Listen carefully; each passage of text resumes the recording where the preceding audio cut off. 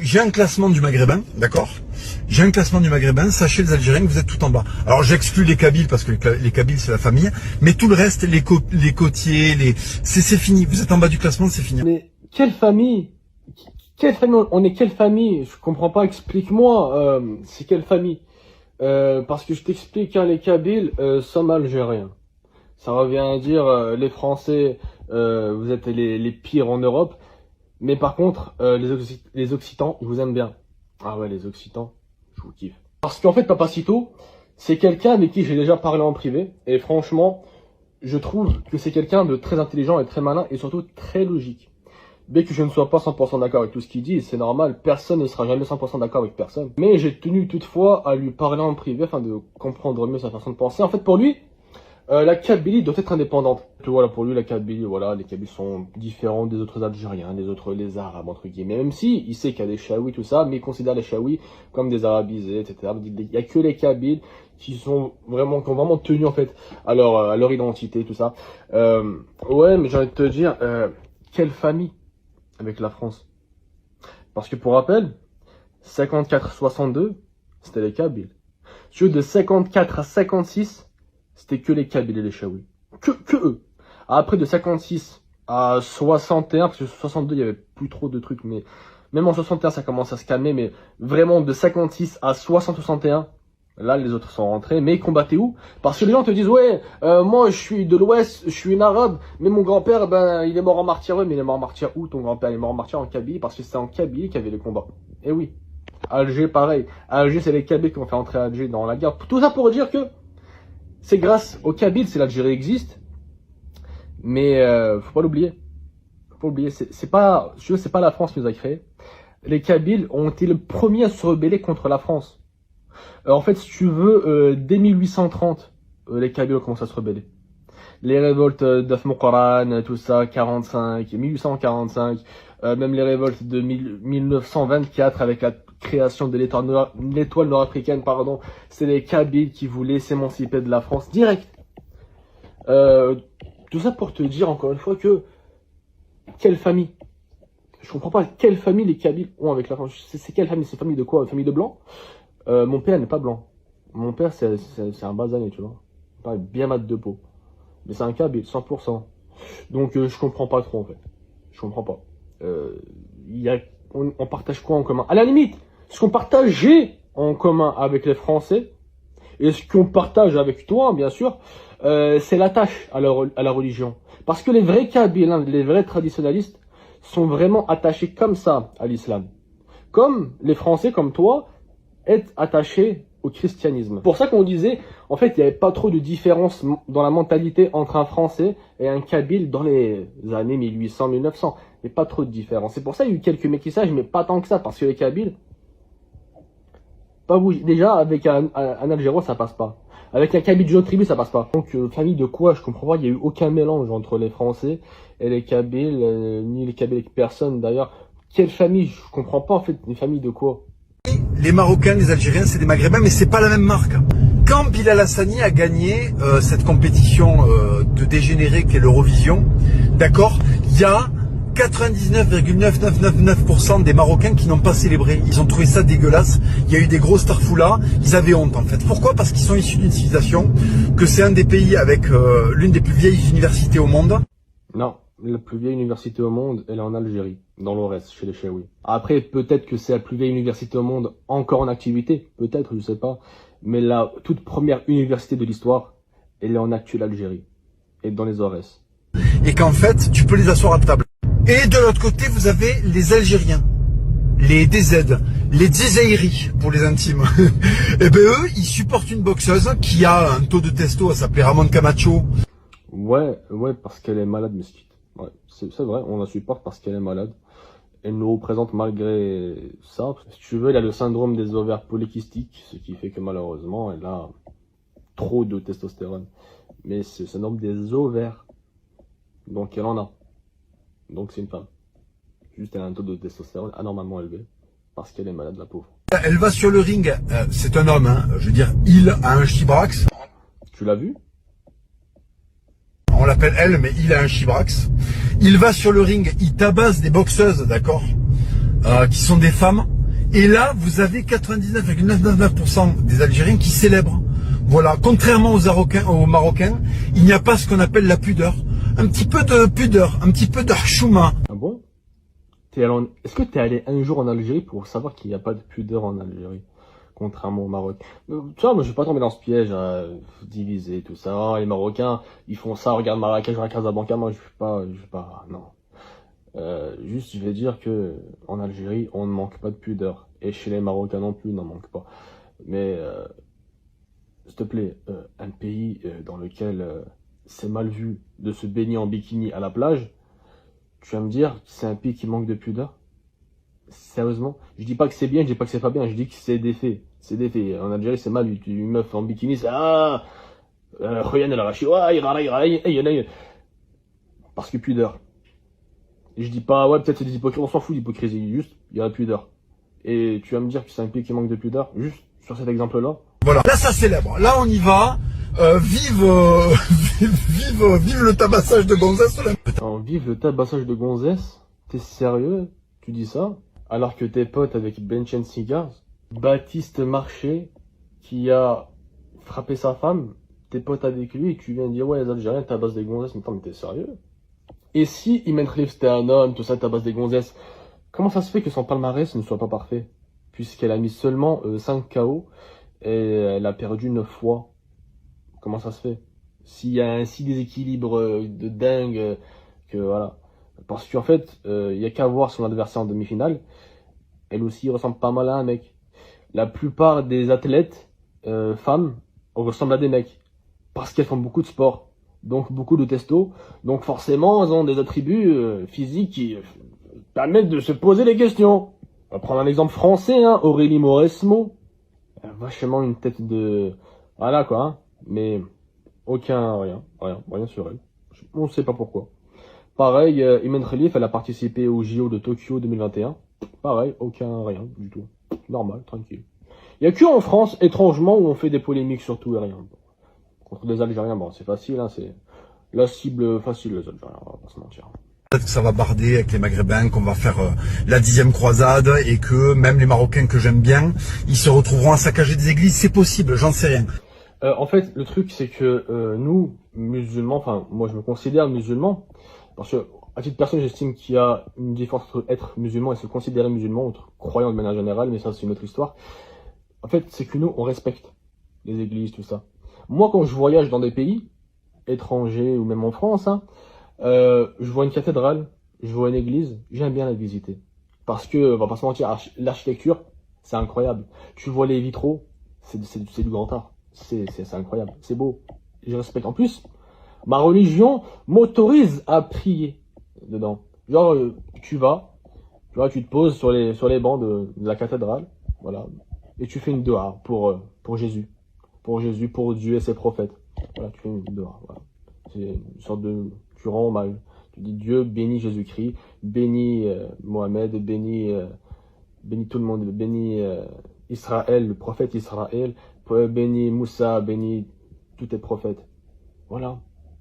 Mais par contre, ceux qui saccagent des églises, il y en a. Mais c'est des Français. C'est les gauchistes. C'est tes ennemis aussi, les gauchistes. Mais c'est eux qui saccagent des églises, c'est eux qui taguent des églises. Ouais. Tout ça au nom de quoi? Au nom de la France, au nom de la laïcité, tout ça, la Nouvelle-France, voilà.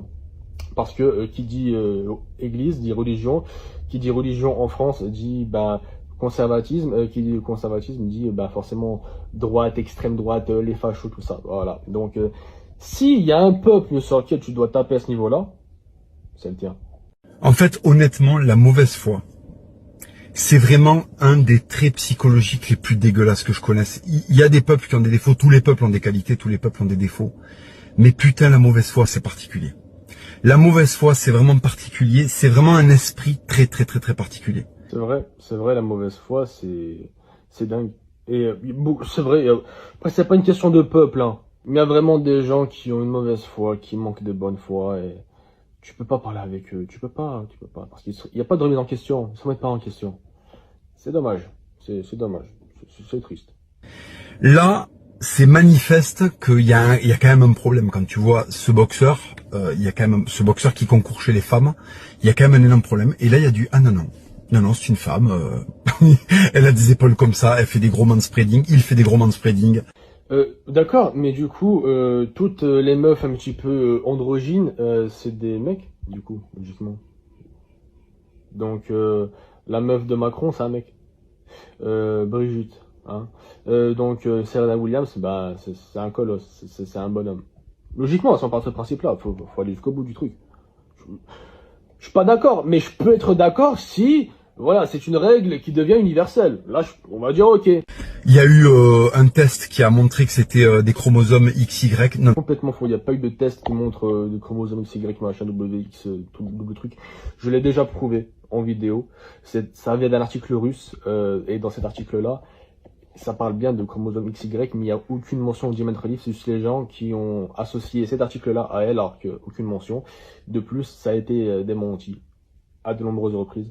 Donc non, ça c'est une fake news qui a été relayée. Et bizarre hein, pour quelqu'un qui se veut, bah, à juste titre, hein, moi je soutiens ça. Mais voilà, quelqu'un qui se veut anti-système, anti-média, tout ça, gober des conneries pareilles des médias, je trouve ça dommage. Sincèrement, je trouve ça vraiment dommage. Alors que je partage ces idées-là, moi je les partage. C'est pour ça que je suis allé chercher l'info par moi-même. Et voilà, il n'y a pas de truc où est un Algérien, c'est pour ça, non. Parce que moi en fait quand j'ai vu, voilà, Algérie trans, je fais non, c'est pas possible. Il y a un bug, c'est pas possible. Mais moi, j'étais révolté, je fais non. Qu'est-ce qui se passe en Algérie? C'est quoi le problème? C'est quoi le problème de mon pays, là? Je fais un peu de recherche. Ok, d'accord. C'est bien ce que je pensais, voilà, manipulation médiatique. Pour pas changer. Non, c'est une femme. Ah non, Wallah, Brassama Hakarbi, ça, les Wallah et compagnie, pour dire après, des tombereaux de merde, c'est quand même une spécialité algérienne, on va pas se mentir. Hein. Une spécialité algérienne, je sais pas, mais en tout cas, c'est une spécialité d'hypocrite. Ça, c'est officiel. Parce qu'en fait, Wallah, parce que dans Wallah, il y a Allah, comme c'est puissant, c'est un mot puissant, on s'en rend pas compte.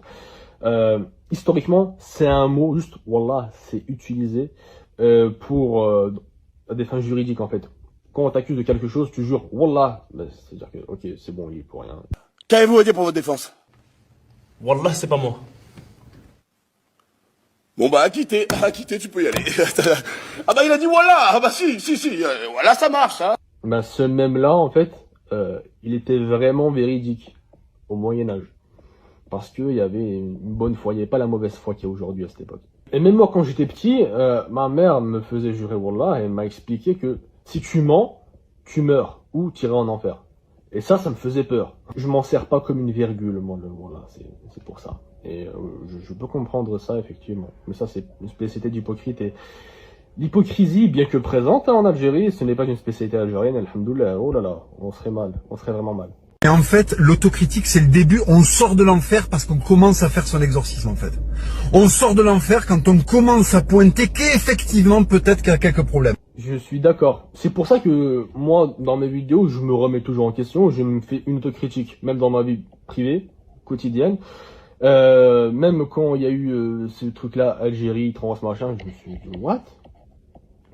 Première chose que j'ai fait une autocritique. Mais après, j'ai cherché. Et voilà. J'ai cherché, j'ai trouvé. Et toi, pourquoi est-ce que tu ne te remets pas en question?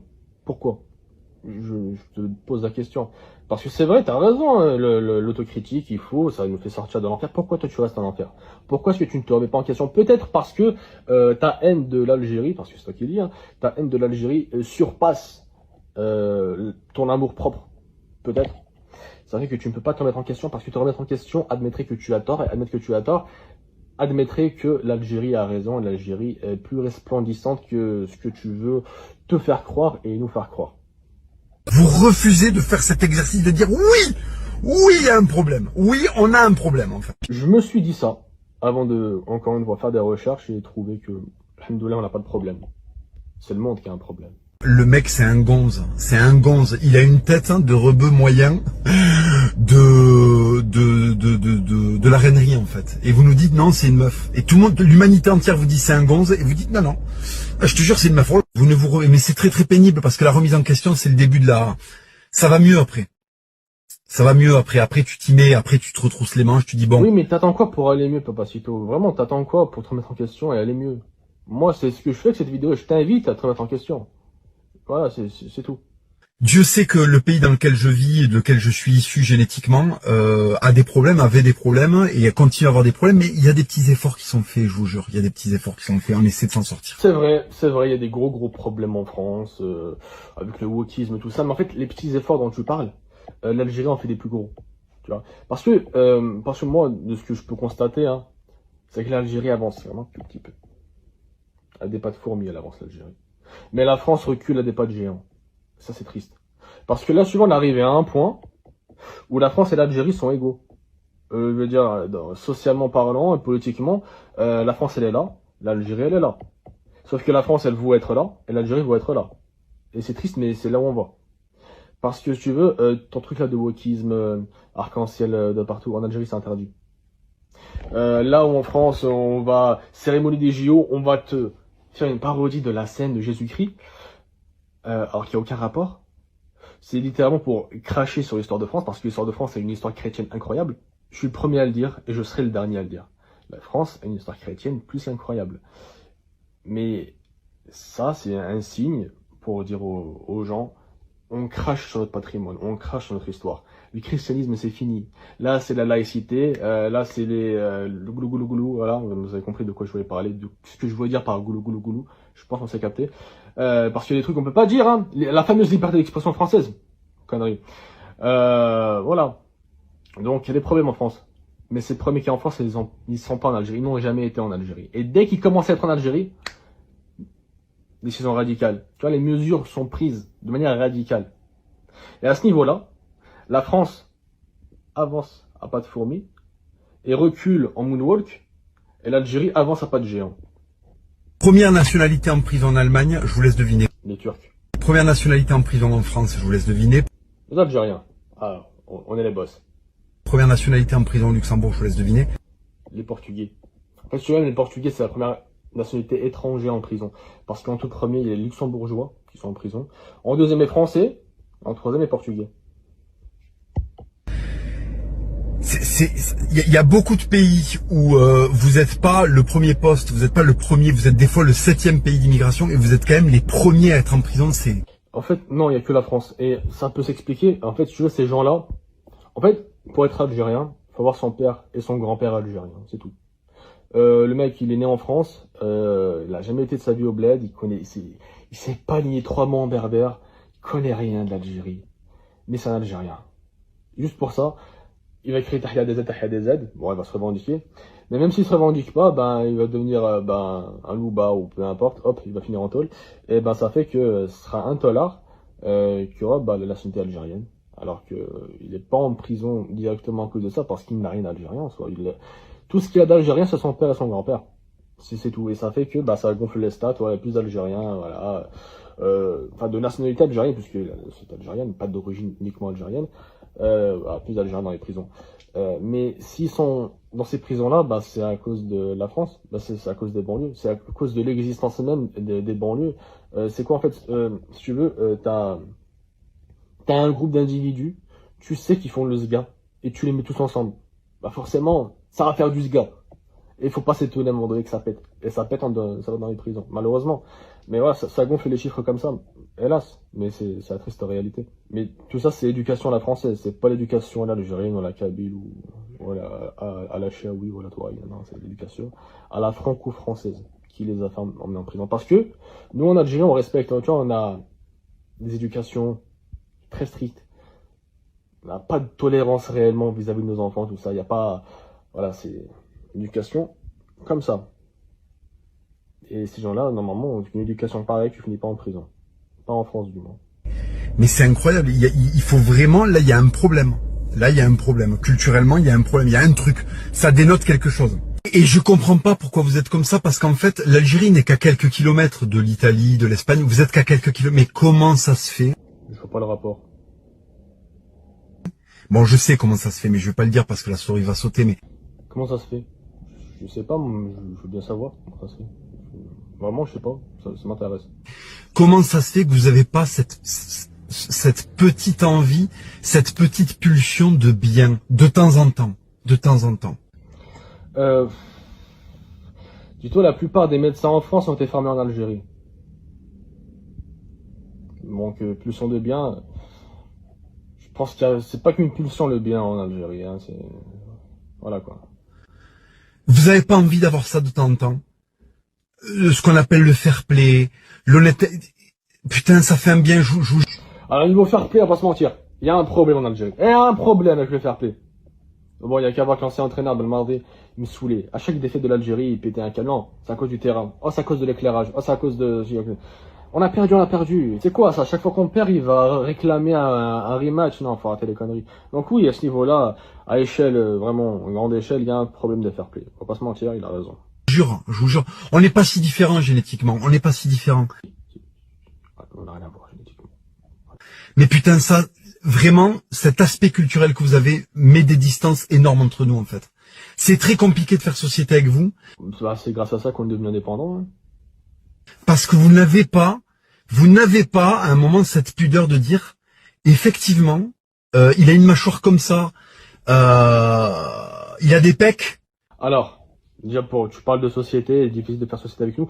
Il est difficile, pardon, de faire société avec des SMIG. Et ces SMIG-là, c'est-à-dire c'est des Français. Hein, comme toi, tu dis, ouais, Imad Khalif, c'est un homme parce qu'il est machin comme ça. Ben, ces SMIG-là, c'est des Français. Ils ont rien d'Algérien, tu vois. Ils ont une mentalité à la française, parce que c'est une mentalité qu'on trouve pas en Algérie. Même en Algérie, ils n'arrivent pas à s'intégrer. C'est des Français. C'est des gens de chez vous. Donc, vous n'arrivez pas à faire société avec eux. Pas avec nous. Parce que moi, je suis un blédard, entre guillemets. Et moi, il n'y a pas de problème. Parce qu'on a une bonne éducation, on a une bonne culture, on a de bonnes traditions. On n'a aucun problème, nous, à s'asseoir à des tables de manière convenable. Peut-être que c'est pas une femme. On vous demande juste ce petit effort et après on se rassoit tous à la table de l'humanité en communie. Et vous y arrivez pas, bordel de merde. Vous faites remettre. Moi, je vais te demander un petit effort, c'est de te renseigner avant. Arrêtez de gober tout ce que tu crois. Arrêtez de t'arrêter juste à ce que t'aimerais que l'Algérie soit. Je te demande juste ça, s'il te plaît, s'il te plaît. Juste de te renseigner un petit peu. Si t'as la flemme, il y a mes vidéos. Sincèrement, j'ai fait plein de vidéos à ce sujet-là pour débunker, tout ça. Il y a pas mal de trucs à débunker. J'ai tout débunk. Mes trucs, c'est bien une femme. Si, mais moi, au début, parce que il y a de quoi se poser les questions. On va pas se mytho. Mais moi, au début, je me suis dit, mais ça, ils sont sérieux, là? Et je me suis dit, attends, mon pays a un problème à ce niveau-là. Sérieusement, j'aurais jamais cru. Et finalement, je me suis trompé. Ça a duré quoi, quelques minutes avant que je me renseigne vraiment. Renseigne-toi. Renseigne-toi. C'est important. Faire cette démarche-là, comme tu dis, ça te fera sortir de l'enfer. Sors de l'enfer, mon frère. Vas-y, sors. Fais juste cet effort-là. À ton tour, fais-le. Et vas-y. Tous les peuples ont une mauvaise pente naturelle. On y cède et on n'y cède pas. Voilà. Putain, mais vous cédez quand même aux pentes naturelles. Tous les opportunismes, toutes les bassesses. Si tu parles des SMIG, donc des Français d'origine algérienne, là je suis d'accord. Mais nous on n'a rien à voir avec ça.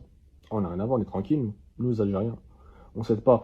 Tu sais, quand tu as des préjugés sur un peuple, le seul moyen d'y remédier c'est d'aller chez ce peuple-là. Malheureusement l'Algérie a beaucoup de préjugés sur nous parce que nous ne sommes pas un pays vraiment touristique. Il y en a que récemment et très très peu. On n'est pas un pays touristique au vu de notre histoire, et tout, au vu de l'image que notre diaspora, notamment en France, donne de nous, malheureusement. Mais c'est compréhensible. Mais il faut faire cet effort-là. Il faut faire cet effort de découvrir les peuples, de découvrir les mentalités. Parce que les Kabyles que tu connais, toi, c'est les Kabyles francisés. C'est les Kabyles qui veulent se la jouer. On est Kabyles. Mon fils s'appelle Théo. Oh Théo, viens ici. Ah, moi je parle pas kabyle, je parle le français, il faut s'intégrer. C'est ces Kabyles-là que vous aimez, mais ces gens-là sont des Français. C'est pas des Kabyles. Ils n'ont rien de Kabyle. Donc, vous faites une très très mauvaise image de nous. Tous les trucs. Parce qu'en fait, la France n'aurait pas été le pays dans lequel vous avez choisi de vivre, j'en aurais rien à branler. Mais le problème c'est que vous êtes beaucoup en France. Vous êtes beaucoup, quoi. Vous êtes énorme. Ben écoute, qui sème la colonisation récolte l'immigration. Et ça, c'est un effet pervers même pour nous, puisque plus il y a d'immigrants, enfin, des Algériens qui vont aller vivre en France, entre autres, donc moins il y en a dans le pays pour le faire développer, et donc plus il y en a à l'étranger qui seront en crise identitaire, et donc plus il y en a qui nous feront la honte à l'échelle internationale, et c'est malheureusement ce qui se passe. Mais voilà, c'est un problème à double tranchant, ça. Tous les peuples ont une mauvaise pente naturelle. On y cède et on n'y cède pas. Voilà. Putain, mais vous cédez quand même au pente naturel. Tous les opportunismes, toutes les bassesses. Si tu parles des SMIG, donc des Français d'origine algérienne, là je suis d'accord. Mais nous on n'a rien à voir avec ça. On n'a rien à voir, on est tranquille, nous les Algériens. On s'aide pas.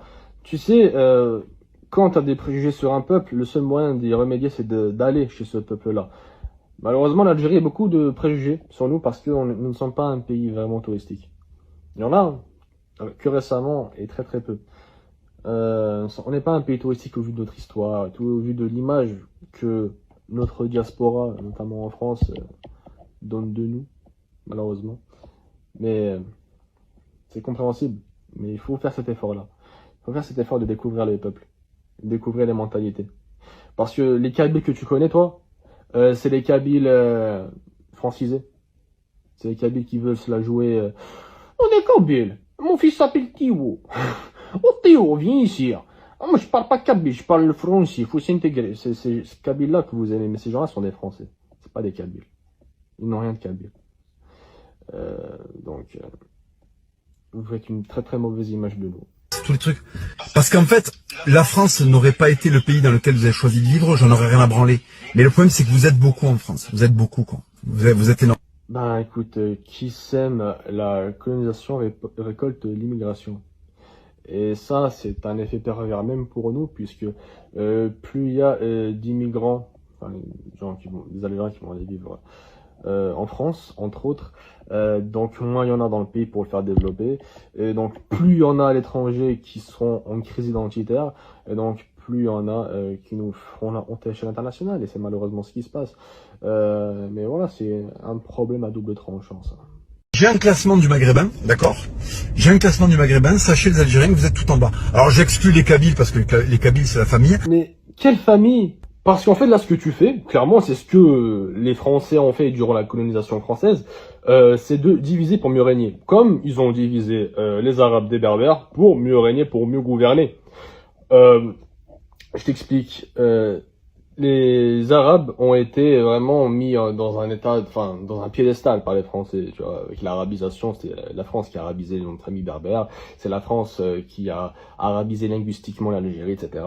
En fait, si tu veux, ils ont mis l'arabe comme une langue de passerelle entre les autorités françaises et le peuple algérien. Ils ont utilisé l'arabe, c'était le berbère qui était majoritaire à cette époque-là. Donc ils ont mis l'arabe sur un piédestal, tout en disant aux berbères, c'est vous les meilleurs. Vous êtes des autochtones, c'est vous les vrais, les mecs du terre-terre, c'est vous, c'est pas les arabes, eux c'est des... vas-y. Donc, dans les mots, les berbères, surtout les kabyles, étaient au top, parce que en fait, si tu veux, ils disaient kabyle pour tous les berbères. Les touaregs, c'était les kabyles.